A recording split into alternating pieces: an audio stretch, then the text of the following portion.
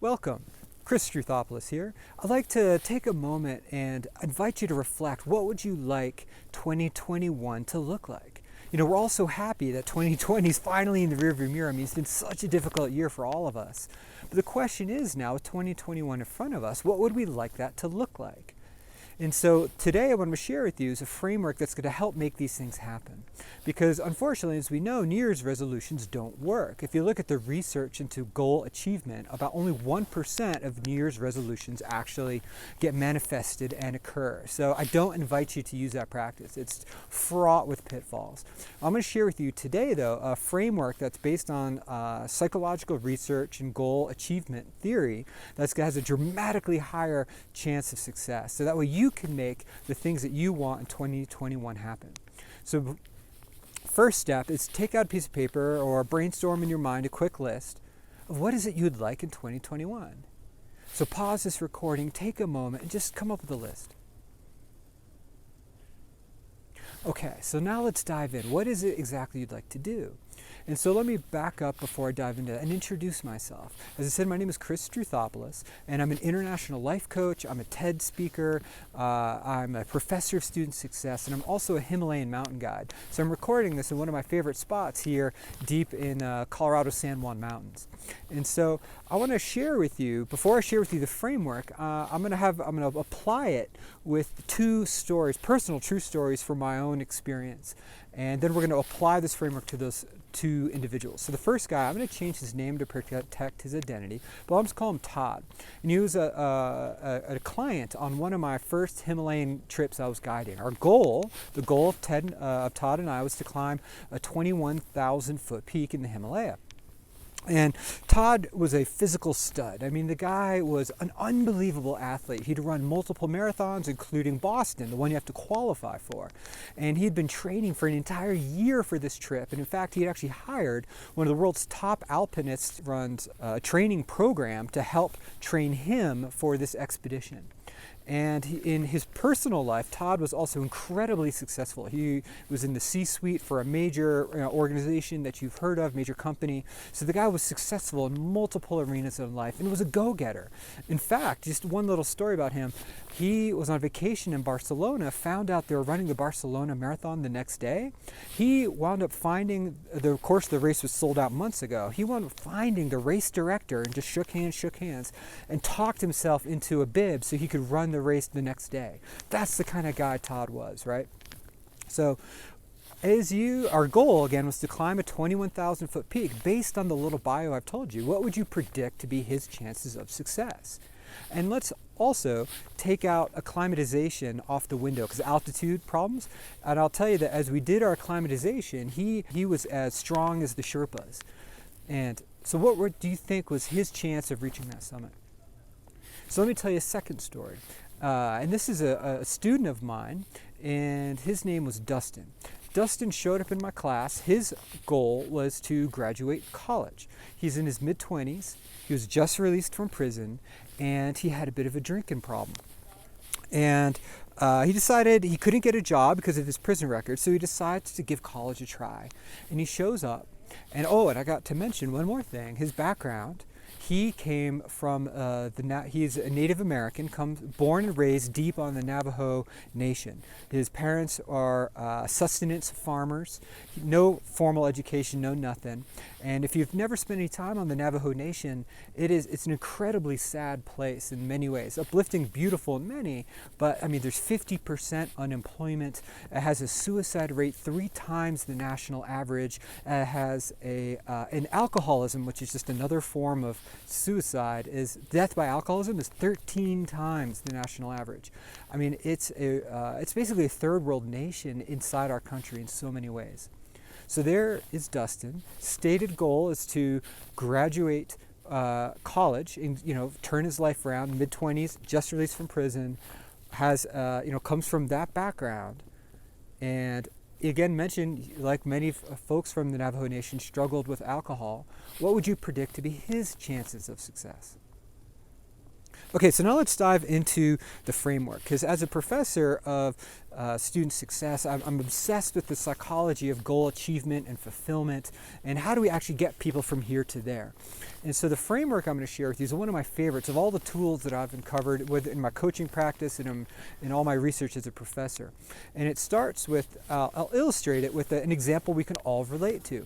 So even if you're in a relationship right now, imagine when you were single and you're at that bar or the church or whatever it is that you like to go to meet people, and you see someone and they're the perfect 10. They have it all going on.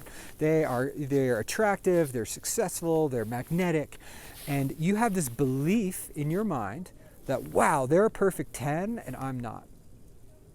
So what is the potential that you see of having a relationship with this person? What is the potential of you going up to them and talking to them if you believe they're a 10 and they're out of your reach?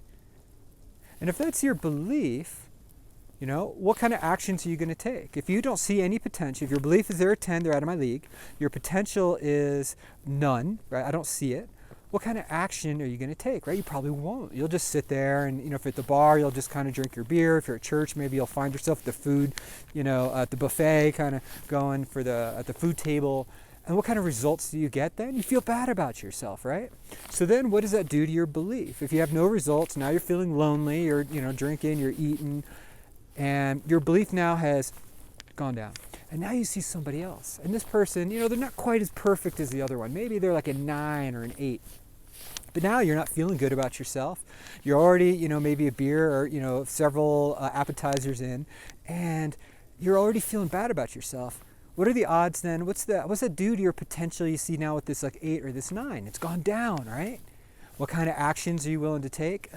Probably still won't talk to them. What kind of results did you get? I feel even worse about myself. And then lower, I get no results. So that makes me feel even worse about myself. And you see that this is a downward spiral. That our belief influences our potential, influences our actions and results. But notice that, and this happens in other situations as well, like in our professional world. So often if your belief is, I'll never make partner, I'm not appreciated around here, what's that do to your potential that you see of yourself getting a promotion? And when you see your potential is lower, what's that do to your actions? Do you lean into work? Do you go that extra distance? Or you just sort of mentally sort of distance yourself from the job? And when that happens, what kind of results do you get? Right? So we can ride this downward spiral in so many different ways. But notice, it doesn't need to be this way, that it can go the other direction too. How often do we see positive spirals where we see, your belief is, hey, if you believe instead of that this person is like, back to the dating example, a 10, they're out of my league. If you believe that, hey, I'm a 10, I'm not perfect, but I'm a good, solid person. I got a lot to offer the world. You see someone else that you find attractive, interesting. And if that's your belief, what now is the potential in talking to them, right? You see that potential. How will you walk up to them? What kind of action will you take? You'll walk up with confidence. You'll be relaxed. You'll speak, and offer your pickup, line or your icebreaker, whatever it is. And, it's not necessarily guaranteed a result, but your odds of getting a positive result go way up. And then that becomes a positively reinforcing cycle. So we can have downward spirals or we can have positive spirals. So then the question becomes, if we want to get a result, we all want this result, right? What do you want 2020 to look like? Where's the place in this framework that we're most impactful to make a change? And so many people focus on the action. Well, I just need to take the right action. And then if I, work harder at work, or if I, find that perfect pickup line, or if I just believe, if I just, did these, if I find the perfect diet, then, the right actions, the diet plan, then I'll be able to solve my issue.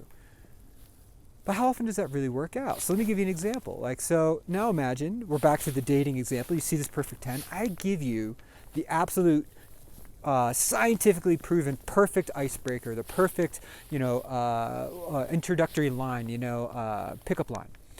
But even if I give you the perfect action, if you don't believe it, if you still in your mind think they're a 10 and they're way out of my league, and you don't see that potential, how well are you going to execute that icebreaker line? How much confidence are you going to roll up with them at that? how well is it really going to work? And the same with that diet. I can give you the perfect diet, but if you don't believe that you're capable of losing weight or exercising, you don't see that potential of that lower body, you don't own it and feel it, how long are you going to stick with those actions? And how well are what kind of result are you going to get? So that's the problem with these kind of action-based approach. And I call it the 5 life hacks approach. We see those kind of articles all the time. They don't really work. I mean, they work short term, but they don't create lasting results. The other place, okay, so what about potential? So we can work on the potential piece. So this is what visualization is. In visualization, right, we close our eyes, we picture our outcome, we try to live in it and feel it and breathe it. And so we increase the potential, our ability to see that result. But how often have you been told, oh, I'll just visualize myself with this financial outcome with me in this, in that house or with that car or with that promotion, and you're with it, and then you open your eyes, and the first thing through your mind is fat chance. And if that's your belief, how well is the visualization really going to impact your potential? Your belief is going to undercut it the whole time. So in that way, that belief is actually the foundation of this whole thing.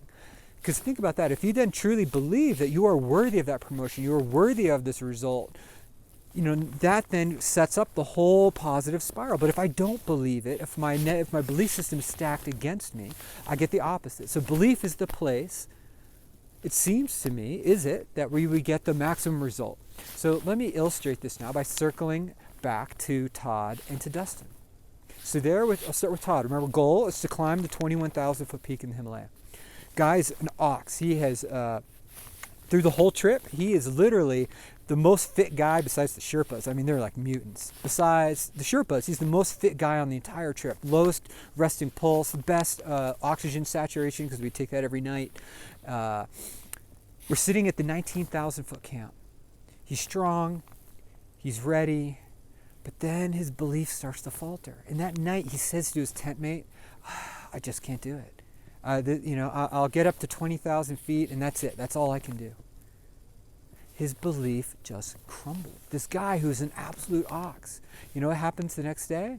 We get up, he's strong, we get moving, and we get to 20,000 feet, exactly the spot he told his tent mate the night before, and he calls it.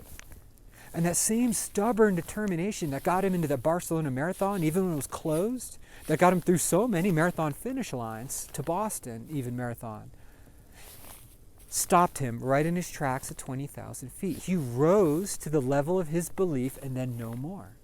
No summit. Now let's look at Dustin. He's our Native American who's ex-con with an alcohol problem who shows up in my class. Dustin, I see him and I see this potential in him, and so I invite him over and I say, Dustin, come meet me after class.